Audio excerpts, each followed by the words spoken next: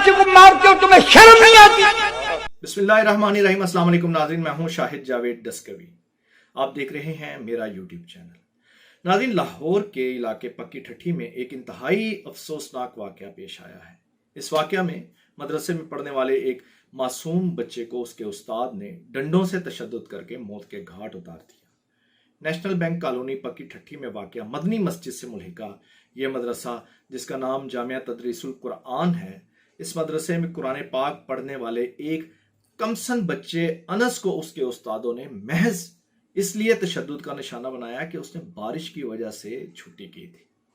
استاد نے معصوم بچے کو بے رحمی سے تشدد کا نشانہ بنایا، اسے ڈنڈوں سے پیٹا اور ایک کمرے میں بند کر دیا۔ زخموں سے نڈھال بچے کی حالت جب بگڑ گئی تو اسے نیم مردہ حالت میں لاہور کے گنگا رام ہسپتال لے جایا گیا۔ 20 ستمبر کو یہ واقعہ پیش آیا اور بچے کے ورثاء نے اسی روز قاری عبدالودود اور قاری شعیب کے خلاف FIR درج کروا دی تھی۔ اس دن سے انس ہسپتال کی ایمرجنسی میں زندگی اور موت کی کشمکش میں مبتلا رہنے کے بعد آج صبح دم توڑ گیا ہے۔ پولیس نے ایک نامزد ملزم قاری شعیب کو گرفتار کر لیا ہے، تاہم دوسرا ملزم جو ہے وہ قاری عبدالودود تاحال گرفتار نہیں ہوا۔ ناظرین، مبینہ طور پر مذکورہ مسجد ملعون عبدالشکور کی ہے، جو اس وقت توہین رسالت، توہین قرآن، توہین امہات المومنین، توہین صحابہ اور توہین اہل بیت کے الزام میں گرفتار ہے، اور FIA نے اسے گرفتار کیا تھا اور اس کا کیس جو ہے وہ عدالت میں چل رہا ہے۔ اور نامزد ملزموں میں سے ایک ملزم قاری عبدالودود ملعون عبدالشکور کا بھائی ہے۔ عبدالشکور کی گرفتاری کے بعد سے اب تک یہی اس مسجد اور مدرسے کو چلا رہا ہے۔ 6 ستمبر کو سمن آباد کے ایک مدرسہ روضۃ الاطفال میں اسی نوعیت کا ایک واقعہ پیش آیا تھا، جس میں فیضان نامی بچے کو تشدد کا نشانہ بنایا گیا تھا اور اس کا سر بھی پھاڑ دیا گیا تھا۔ FIR کے مطابق اس واقعہ میں بھی بچے پر بہیمانہ تشدد کیا گیا، اسے اٹھا کر پٹکا گیا اور اس کا سر پھاڑ دیا گیا، اس کے جسم پر گہرے زخم تھے۔ طالب علم پر تشدد کے اس بہیمانہ واقعہ میں بھی یہی ملزم قاری عبدالودود نامزد تھا اور اسے پولیس نے گرفتار بھی کیا تھا۔ اگر اس کیس کی میرٹ پر تفتیش ہوتی اور ملزموں کو کیفر کردار تک پہنچا دیا جاتا تو آج معصوم انس کی جان بچ جاتی۔ پولیس کی نااہلی، غفلت اور بددیانتی کی وجہ سے جن عادی مجرموں کو جیل میں ہونا چاہیے تھا وہ سماج کے بچوں کے قاتل بن کر دندناتے پھر رہے ہیں۔ ایسے عناصر ہی علماء اور مدارس دینیہ کو بدنام کرنے کا باعث بن رہے ہیں۔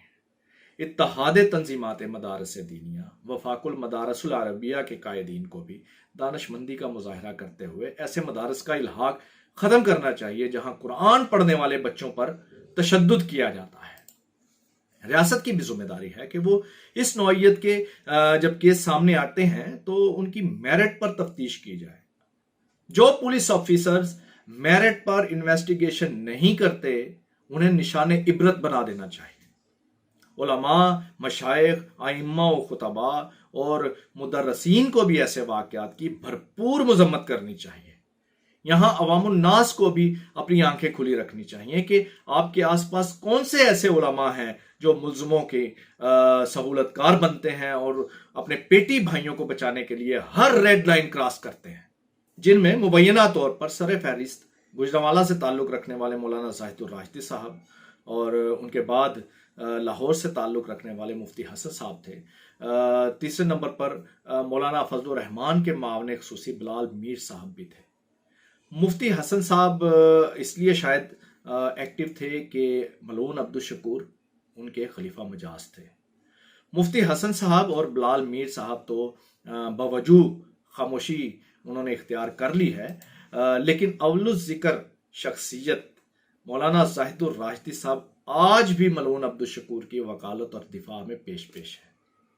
نجی محافل میں وہ ملعون کی پوری وکالت کرتے ہیں۔ شروع میں انہوں نے علماء کی ایک تحقیقاتی کمیٹی بنا کر اس کیس پر اثر انداز ہونے کی بھی کوشش کی تھی۔ اب تک اس ملعون کا کیس دیکھ کر 3 وکلاء جواب دے چکے ہیں اور اس وقت اس ملعون کی وکالت کرنے کے لیے کوئی وکیل تیار نہیں ہے۔ ایک بیٹی بھائی کو بچانے کے لیے آپ کس حد تک چلے جائیں گے؟ اللہ کا خوف نہیں ہے آپ لوگوں کو؟ مجھے ڈر ہے کہ اس معاملے پر بھی یہ لابی اپنا کام نہ دکھا دے، کیونکہ ملعون عبدالشکور کے معاملے میں کس نے کس لیول کی اپروچ کی کوشش کی، یہ بھی ایک بہت بڑی سٹوری ہے۔ اس پر بھی کسی ویلاگ میں بات ہوگی۔ وہ تو ملعون عبدالشکور سے ملنے والے ناقابل تردید شواہد دیکھ کر کوئی ان کی مدد کو نہیں آیا۔ ناظرین، مدارس دینیہ اسلام کے قلعے اور پاکستان کی جغرافیائی سرحدوں کے محافظ ہیں۔ یہ مدارس جہاں ملت اسلامیہ کا علمی سرمایہ ہے، وہاں ملت اسلامیہ کا حقیقی اثاثہ بھی ہے۔ بدقسمتی سے ہر دور میں مدارس دینیہ پر تنقید ہوتی رہی، الزامات کی بوچھاڑ ہوتی رہی۔ زیادہ تر تنقید اور الزامات محض کسی بغض یا کسی ایجنڈے کا حصہ ہوتی، لیکن کچھ تنقید حقائق پر مبنی ہوتی ہے۔ اگر ایسے واقعات کی مذمت علماء اور دینی جماعتیں خود آگے بڑھ کر کریں گی تو کسی کو مدارس پر تنقید کی جرت نہیں ہوگی۔ سر دست اسلام کے ان گلشنوں کو ایسے چراغوں سے محفوظ رکھنے کی کوشش کی جائے جو اپنے ہی گھر کو آگ لگانے پر تلے ہوئے ہیں۔ اسی کے ساتھ اگلے ویلاگ تک کے لیے اجازت دیجیے۔ اپنا اور اپنے چاہنے والوں کا خیال رکھیے گا۔ اللہ حافظ۔